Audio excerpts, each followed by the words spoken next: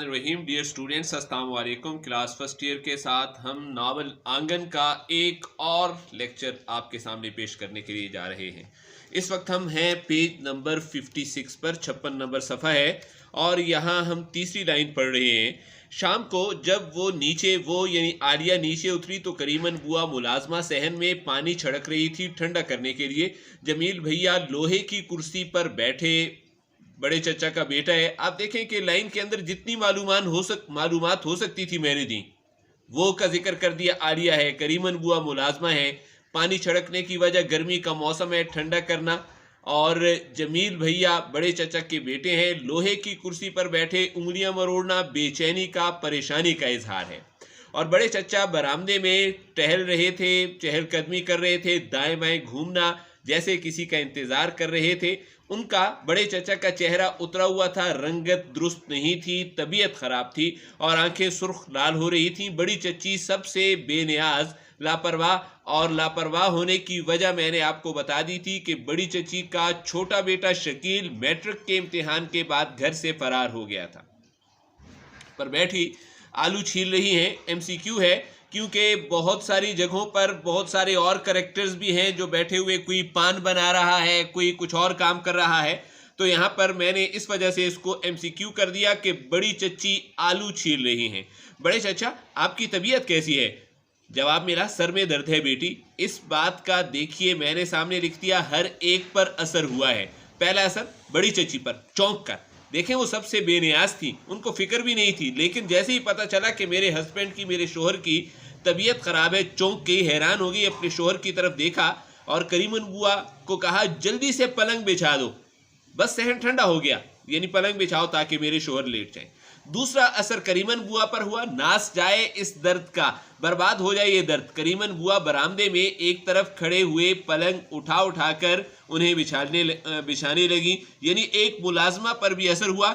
ये क्यों दो बातें मैंने बयान कर दी कि ये असर हुआ है, ये इसलिए बयान की हैं कि पास ही जमील भी बैठा है, लेकिन जमील पर बड़े चचा की तबीयत का या अपने वालिद की तबीयत का असर नहीं हो रहा। बड़े चचा जमील भैया की तरफ मुंह करके करवट करना मुंह करके लेट गए। आलिया को सख्त कोफत हो रही थी, गुस्सा आ रहा था, नाराज हो रही थी कि बेटा पास बैठा है, बाकी सबने पूछ लिया, लेकिन जमील जो उनका बेटा है पास बैठा है, मगर बाप को पूछता तक नहीं, बड़े चचा को पूछ भी नहीं रहा कि क्या हुआ, दर्द क्यों है, डॉक्टर के पास ले जाऊं, सर दबा दूं, ऐसी बातें पूछनी चाहिए थी, आप लेट जाइए। कितना अरसा हो गया दोनों में के दरमियान बातचीत बंद थी, गुफ्तगू नहीं थी। तुम आज 2 दिन से घर में क्यों बैठे हो? बड़ी चची ने जमील भैया की तरफ देखा। नौकरी छूट गई है अम्मा।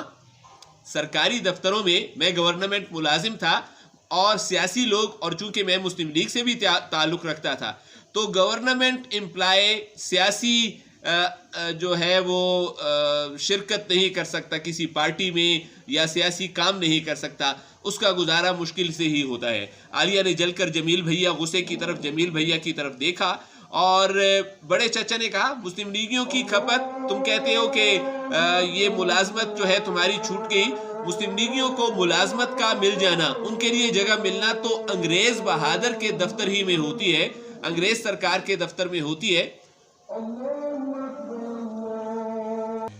डियर स्टूडेंट्स, अज़ाने ज़ोहर की वजह से सिलसिला थोड़ा सा मुनक़ते करना पड़ा। मज़ीद आगे देखिए कि जमील बड़े पूछता तक नहीं कितना अरसा हो गया, मुस्लिम लीगियों की खपत तो अंग्रेज़ बहादुर के दफ्तर में ही होती है, अंग्रेज़ बहादुर के दफ्तर में होती है, यानी वो जो है उनको मुलाजमत सिर्फ यहीं पर मिल सकती है, मुस्लिम लीगियों को मिल सकती है अंग्रेज़ों के। हाँ, आप कैसे कहते हैं? बड़े चचा ने कहा कि उनको मुलाजमत नहीं मिल रही। बड़े चचा ने करवट बदले बगैर कहा, आपका ख्याल गलत है। असल बात तो ये है कि जब कांग्रेसी सिफारिश कर देते हैं, मतलब एक दूसरे पर, जमील कांग्रेस के खिलाफ बात करता है और बड़े चचा मुस्लिम लीग के खिलाफ बात करते हैं, इस जुमले का यहाँ पर मतलब ये है, तो फिर नौकरी मिल जाती है। जमील भैया क्यों चुप रहते? बड़े चचे ने कहा, बाप बेटा दोनों अपने अपने तंज की आग में जलकर शदीद अल्फाज में इजहार करना خود بخود بجھ گئے، خاموش ہو گئے اور دونوں اس طرح منہ پھیر لیا ایک دوسرے سے جیسے ایک دوسرے کو بات کرنے کے لائق نہ سمجھ رہے ہوں۔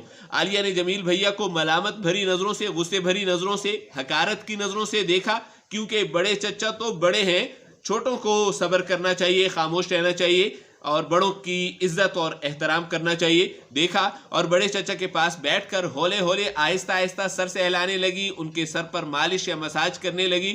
اماں، عالیہ کی اماں ہے، گیلے بال نہا کر جھٹکتی ہوئی غسل خانے سے نکلی، اپنے سر کو بال کو جھٹکنا حرکت دینا نکل آئیں اور سب کو ایک جگہ جمع دیکھ کر بڑی بیزاری سے، یعنی یہ ایک اور کریکٹر ہے، ان کو بھی بڑے چچا کی کوئی فکر نہیں ہے، اگرچہ بڑے چچا ان کے جیٹھ ہیں، ان کے شوہر کے بڑے بھائی ہیں، جب سارے ایک جگہ جمع ہیں، اس جملے میں بڑے معنی نکل رہے ہیں، سب ایک جگہ جمع ہیں، سب اس کو پوچھنا چاہیے تھا بھی خیر ہے سارے بڑے چچا کے پاس کیوں جمع ہو، تو دیکھ کر بڑی بیزاری سے، بڑی لاپرواہی سے، اکتاہٹ سے پاندان اٹھا کر آخری پلنگ پر جا بیٹھی۔ پاندان ایک برتن ہے جس میں پرانے ٹریڈیشن کے مطابق پان وغیرہ بنائے جاتے تھے، اب بھی سندھ کلچر میں اور ہندوستان کے کلچر میں یہ چیز موجود ہے۔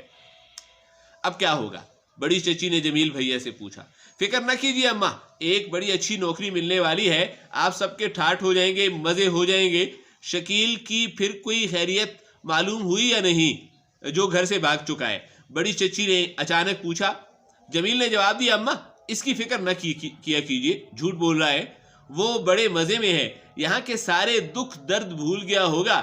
جمیل بھیا نے پھر صفائی سے بڑے اچھے انداز سے جھوٹ بولا۔ انہوں نے عالیہ کو ساری حقیقت بتا دی تھی، سچائی بتا دی تھی کہ انہیں شکیل کا پتہ تک معلوم نہیں ہے۔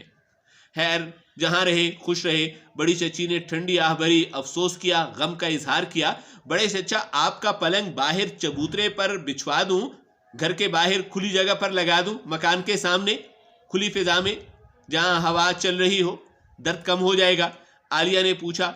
اور سوچا اس نے کیا؟ اس نے سوچا کہ دو مختلف الگ الگ کٹر نظریات، شدید نظریات ہیں، ایک کانگریس ایک مسلم لیگ، بڑے چچا کانگریس، جمیل مسلم لیگ، ایک جگہ جمع ہو جاتے تو اسے عالیہ کو ڈر لگنے لگتا، جیسے ابھی پیچھے آپ بھی دیکھ چکے۔ شکیل کے ذکر سے وہ پریشان تھی، جمیل بھیا موقع چوکنے کا نام نہ لیتے تھے، کوئی غلطی نہیں کرتے تھے، کوئی موقع ضائع نہیں کرتے تھے، وہ بڑے چچا کو تکلیف پہنچانا چاہتے تھے، اب شکیل کے ساتھ کیوں جوڑ دیا؟ دیکھیں اوپر بھی شکیل کے ذکر پر نہ اس نے بڑے چچا پر طنز کیا ہے، ایک طنز یہ دیکھیں، یہاں پر دیکھیں، یہاں کے سارے دکھ درد بھول جائے گا، بھول گیا ہوگا۔ اس کا کہنے کا مطلب یہ ہے کہ بڑے چچا کے ساتھ رہتے ہوئے کوئی تکلیف، کوئی بندہ خوش نہیں رہ سکتا، ٹھیک ہے؟ تو اس قسم کے طنز کرنا جو ہے وہ جمیل کا کام ہے، تو اس وجہ سے عالیہ نے چاہا کہ میں بڑے چچا کو باہر لے جاؤں، ہاں وہیں لگوا دو تو بڑا اچھا ہو۔ بڑے چچا نے اسے ممنونیت، احسان مانا اور اس کی نیکی مان لی، دیکھا اور پھر باہر جانے کے لیے اٹھ کھڑے ہوئے۔ گلی میں کانگریسی بچوں کا، بڑوں کے دیکھا دیکھی بچے بھی جلسے جلوس میں شرکت کرنے لگے تھے، کا جلوس نکل رہا تھا، وہ بڑے بے ہنگم طریقے سے، شدید بے ترتیب انداز میں، بچوں کا جو شور ہوتا ہے اس کو بے ہنگم کہتے ہیں، شور مچا رہے تھے۔ جھنڈا اونچا رہے ہمارا، کانگریس زندہ باد۔ اب دیکھیں کانگریس کا جلوس ہے نا تو کانگریس کے نعرے ہوں گے، گاندھی جی کانگریس کے لیڈر زندہ باد، جواہر لال نہرو ایک بہت بڑے کانگریسی لیڈر ہیں، ہندوستان کے لیڈر ہیں، ہندوستان نہیں بٹے گا کانگریس کا منشور تھا، اور جھنڈا اونچا رہے ہمارا۔ بڑے چچا کے ہونٹوں پر ایک مبہم سی، چونکہ کانگریس کا جلوس تھا، ہلکی سی مسکراہٹ پھیل گئی، ان کی آنکھیں چمک رہی تھیں، خوش ہو گئے تھے۔ جمیل بھیا ہنس رہے تھے، ہا ہا ہا تنزن ہنس رہے تھے، اور اماں جو بڑی دیر تک چپ بیٹھی تھی، انگریزوں کو پسند کرنے والا کردار ہے، چھالیاں کاٹ رہی تھیں۔ اب یہ دیکھیں پیچھے ایک جگہ عالیہ کی بڑی چچی جو ہے آلو کاٹ رہی ہے، تو عالیہ کی اماں چھالیاں کاٹ رہی ہے، یہ یاد رکھنا ہے آپ نے، آخر بول ہی پڑی، پہلے آزادی تو مل جائے پھر سب ہوتا رہے گا۔ اور پھر یہ ہندوستانی لوگ، یہ ایک طنز ہے کہ ہندوستانی لوگوں کو حکومت کرنا بھی تو نہیں آتی، حکومت کرنا تو صرف انگریزوں ہی کا کام ہے۔ سب چپ رہے، کسی نے اماں کو جواب نہ دیا۔ باہر بڑے چچا کا بستر لگ گیا تھا، وہ چلے گئے اور جمیل بھیا پھر انگلیاں مروڑنے لگے۔ جلوس کا پریشانی اور بے چینی، جلوس کا شور دروازے کے قریب، بڑے چچا کے دروازے کے قریب ہوتا جا رہا تھا۔ छम्मी दीवानों की तरह, पागलों की तरह भदर भदर करते दौड़ना, जिससे पांव के घिसटने की आवाज पैदा हो, इसको भदर भदर करना कहते हैं। करती अपने कमरे से निकल पड़ी। अगर मेरे दरवाजे के पास से जुलूस निकला तो ढीले मारूंगी, पत्थर मारूंगी। वो दरवाजे की तरफ लपकी। खबरदार जो आगे बढ़ी। जमील भैया ने कहा, बैठ जाओ चुपके से। जमील भैया जोर से गिरजे, चिल्लाए। छम्मी जाने कैसे रोब में आ गई, डर गई और इसने जमील भैया को घूर कर देखा और बड़बड़ाने लगी। आंखें घूर कर देखना, आंखें फाड़ फाड़ कर देखना और बड़बड़ाने लगी, जेरे लग गुफ्तगू करने लगी। बड़े आए बेचारे, कुछ कर नहीं सकते बेचारे। आज ही मुस्लिम लीग का जुलूस न निकाला हो तो मेरा नाम भी छम्मी नहीं। जुलूस दरवाजे के पास से गुजर गया तो जमील भैया कपड़े बदलकर बाहर चले गए। छम्मी जैसे इनके बाहर जाने का इंतजार कर रही थी।